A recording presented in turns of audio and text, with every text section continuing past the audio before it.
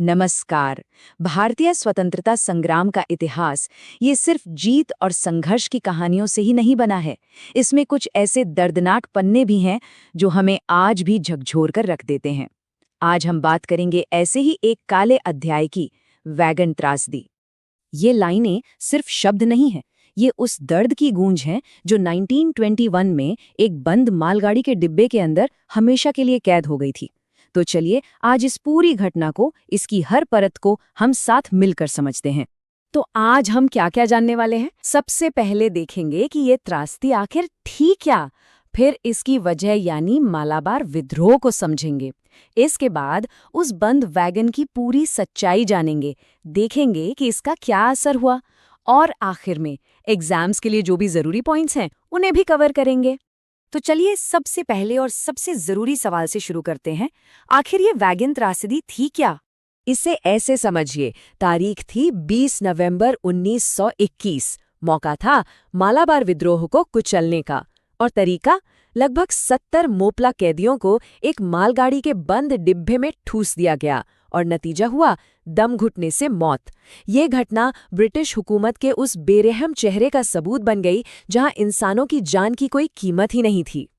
अब सवाल ये उठता है कि आखिर ऐसी नौबत आई ही क्यों? ऐसा क्या हो रहा था उस वक्त? इसे समझने के लिए हमें थोड़ा पीछे चलना होगा, उस समय के माहौल में। देखिए, साल था 1921 का।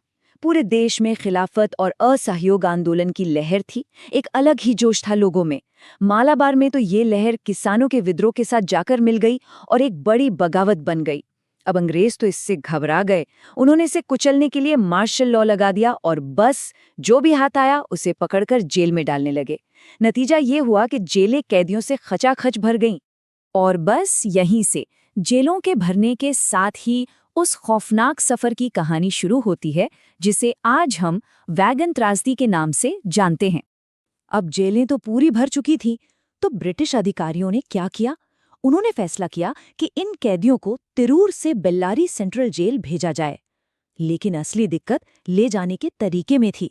उन्होंने जो तरीका चुना ना, वो दरअसल मौत का एक फरमान था। पूरे 90 लोग, 90 इंसानों को एक छोटे से मालवाहक डिब्बे में, मतलब जानवरों से भी बदतर हालत में भर दिया गया। सोचिए, वहां ठीक से खड़े होने तक की जगह नहीं रही होगी। और जानते हैं ये डिब्बा कौन सा था? MSLV 1711। ये कोई पैसेंजर बोगी नहीं थी। अरे ये तो गोला बारूद और कीमती सामान ले जाने के लिए बनाया गया था। मतलब पूरी तरह से एयर टाइट, लोहे का एक बक्सा जिसमें ना कोई खिड़की थी, ना हवा आने जाने का कोई रास्ता। सही मायनों में एक चलता फिरता ताबूत। तो 19 नवंबर की शाम 7:15 बजे ट्रेन तिरूर से चली। अंदर बंद डिब्बे में क्या हुआ होगा? कुछ ही देर में सांस लेने के लिए ऑक्सीजन कम पड़ने लगी, कार्बन डाइऑक्साइड का लेवल बढ़ने लगा। ऊपर से ताजे तारकोल की जहरीली गंध और भयंकर गर्मी। वो डिब्बा एक गैस चेंबर बन चुका था। पूरी रात लोग मदद के लिए चीखते रहे, चिल्लाते रहे, डिब्बे की दीवारों को पीटते रहे, लेकिन ट्रेन के शोर में उनकी सारी आवाजें कहीं खो गईं। अगली सुबह जब 5:30 बजे ट्रेन पोदनूर स्टेशन पहुंची और उस वैगन का दरवाजा खोला गया, तो जो मंजर सामने आया वो किसी के भी रोंगटे खड़े कर दे। जो कुछ लोग जिंदा बचे, उनके बयानों से पता चलता है कि अंदर हालात कितने कितने ज्यादा खौफनाक थे। लोग प्यास से इस कदर बेहाल थे कि उन्होंने अपने पसीने से भीगे कपड़े निचोड़कर पिए, और यहाँ तक कि पेशाब पीने तक को मजबूर हो गए। ये इंसानियत की सबसे बड़ी हार थी। तो इस भयानक त्रासदी के बाद क्या हुआ? इसका हमारे स्वतंत्रता संग्राम पर आखिर क्या असर पड़ा? उस डिब्बे में बंद 90 लोगों में से 67 से भी ज्यादा तड़प तड़प कर मर गए, और जो कुछ लोग बच भी गए थे वो भी बस मौत और जिंदगी के बीच झूल रहे थे। कहते हैं कि जैसे ही दरवाजा खोला गया, एक दूसरे में उलझी हुई लाशों का एक ढेर एक पहाड़ सा प्लेटफॉर्म पर आ गिरा। वो मंजर इतना भयावह था कि उसे देखकर वहां मौजूद ब्रिटिश अफसर तक कांप उठे। तो फिर ब्रिटिश सरकार ने क्या किया? उन्होंने बड़ी चालाकी से इस पर पर्दा डालने की कोशिश की। ऑफिशियल क्लेम क्या था कि जी ये तो एक दुर्भाग्यपूर्ण हादसा था, ताज़ा पेंट की वजह से हवा के छेद बंद हो गए थे, बस। और जांच के लिए एक कमीशन बना दिया गया, नैप कमीशन, जिसने कुछ छोटे मोटे अधिकारियों को दोषी बताकर पूरा मामला ही रफा दफा कर दिया।